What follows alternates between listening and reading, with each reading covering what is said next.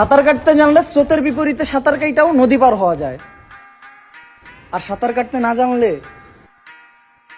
স্রোতের সাথে তাল মিলাইও মানুষ ডুইবা যায়। এত হাইকোর্ট সুপ্রিম কোর্ট ছেড়ে চায়ের দোকানের বিজ্ঞানীদের টার্গেটে পড়েছি। শালাদের ঘুমানোর খাট নেই, পিঠের নিচেই তক্তা, তোরাটে বসে ভাব ধরে যেন ওরাই প্রধান বক্তা। একটা কথা আমি মনে প্রাণে বিশ্বাস করি, আমার পেছনে যারা লাগবে তারা সব সময় আমার পেছনেই থাকবে।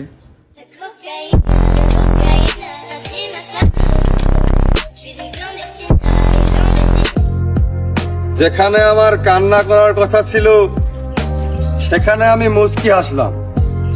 ব্যাপারটা বোঝো, ডেঞ্জার ইজ কামিং ব্রো।